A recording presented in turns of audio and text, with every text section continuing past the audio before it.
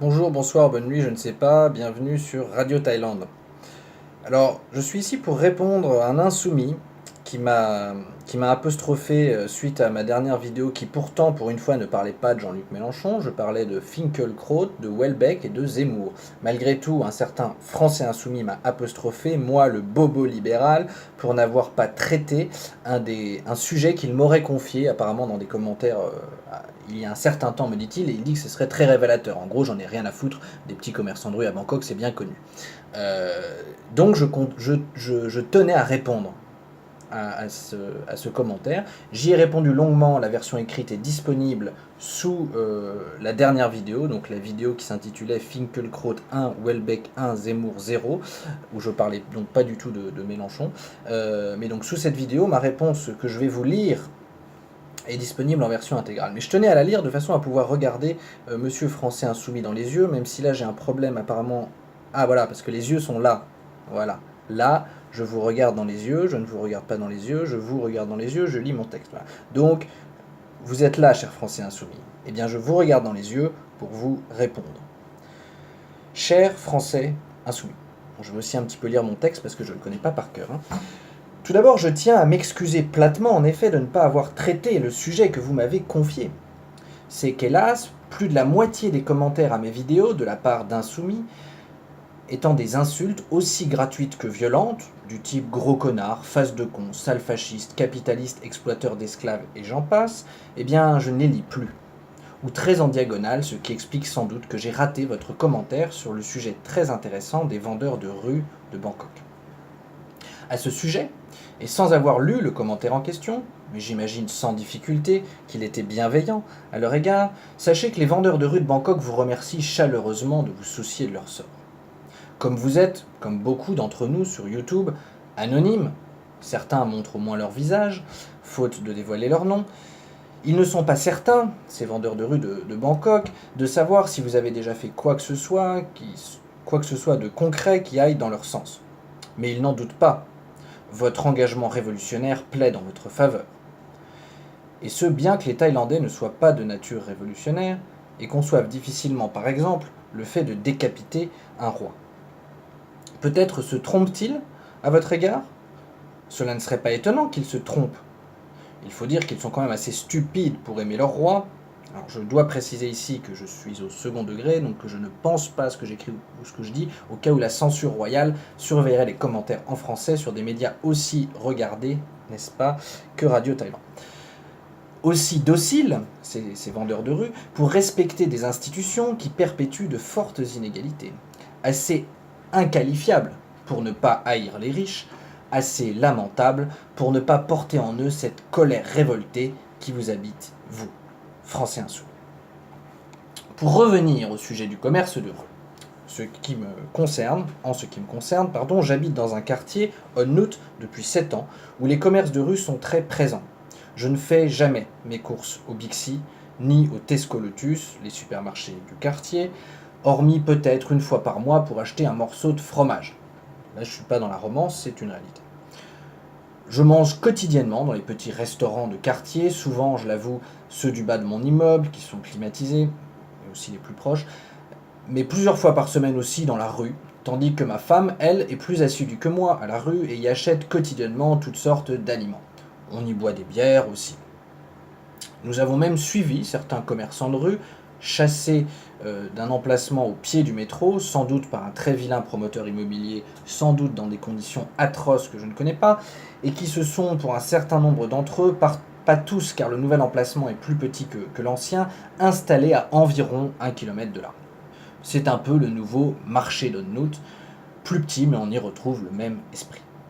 Je dépense donc sans trop compter, grâce à des prix peu élevés, mais à la fin du mois, ça fait une somme, auprès des petits commerçants locaux. Les gros bonnets, comme vous dites, voient rarement un taille-bat en provenance de mon portefeuille. Ah, si, c'est vrai, je commets un crime quotidien en achetant de l'eau, du café, des ham cheese croissants emballés dans du plastique et même, pour ma femme, des boissons très marketing au 7-Eleven. Il va falloir que je revoie mon mode de vie.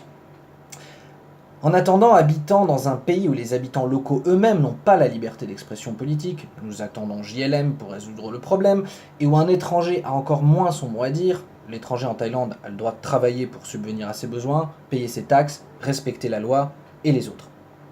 Je suis au regret de vous dire que je n'ai hélas pas vraiment de solution pour traiter, comme vous me le demandiez, dans son ensemble le problème des vendeurs de rue qui, par endroits, c'est vrai, se font déloger d'emplacements qu'ils occupaient parfois depuis de longues années.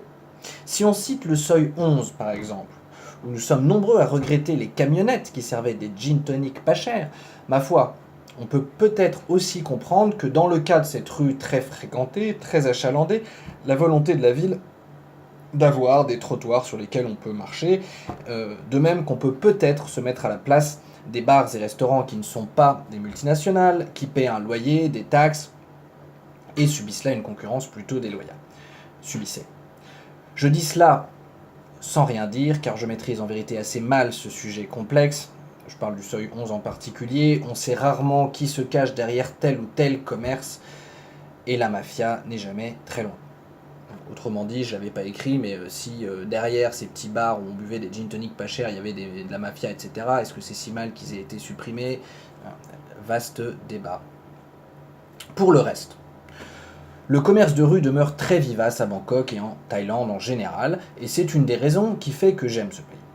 N'ayant la possibilité de porter un discours d'insoumission envers le gouvernement en place, et n'ayant aucune intention dans tous les cas de rejoindre des rangs où l'insulte et les raccourcis semblent être monnaie courante, je me contente de vivre d'une manière peut-être égoïste, mais relativement inoffensive. Là où Beck BD se qualifie d'égoïste romantique, je pense pouvoir me qualifier d'égoïste inoffensif. Ne pas nuire à autrui, c'est déjà un début. Avoir la prétention d'avoir un impact positif sur la société, c'est un pari difficile. Je ne sais pas encore si j'y suis prêt ou si j'en suis capable, mais j'y ai toujours songé. Chers Français insoumis, je partage votre volonté d'un monde plus humain et moins injuste. Mais je suis en totale opposition sur l'attitude trop souvent agressive de votre mouvement et sur les moyens que vous comptez utiliser pour arriver à une fin que vous n'atteindrez jamais tant que la haine d'une catégorie de la société, fût-elle privilégiée, sera aussi présente dans vos propos. Et tant que votre projet reposera sur le fait de balayer cette frange de la société, après l'avoir copieusement ponctionnée, comme si elle pouvait simplement se délester de sa richesse et s'en aller sans un mot et sans une protestation, comme s'il s'agissait simplement de feuilles mortes sur un trottoir. N'oubliez pas qu'avant les feuilles mortes, il y a des arbres. Chers Français insoumis, votre leader parle sans cesse de révolution pacifique, mais ce n'est pas vraiment ce qui ressort du ton de vos camarades. Dès que l'on se permet de critiquer certaines de vos propositions, on ramasse opprobre et insulte.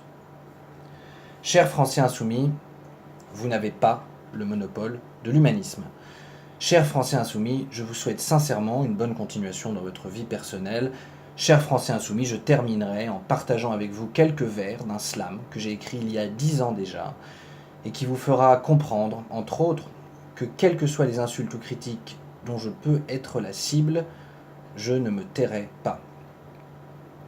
Alors voici un petit slam, enfin un extrait d'un slam écrit effectivement en 2007, donc ça fait déjà 10 ans. Et j'avais donc 25 ans, enfin 24. Je suis à l'heure où je dois construire ma vie. Rêver d'un futur meilleur est un leurre. Je veux que demain rime avec aujourd'hui. Je n'ai que demain, mais mon esprit est infini. Je compte sur lui pour m'emmener vers le bonheur loin de l'ennui. Je veux bannir le mot banal du genre humain, le mot petit, le mot mesquin, à Miami, Paris, Pékin. Limer les dents de quelques requins en leur faisant lire quelques bouquins. Veillons chacun à ce que le destin des coquins soit une coquille vide. À ce qu'aucun vilain malin mal intentionné ou avide ne puisse esquinter la quintessence de l'âme humaine.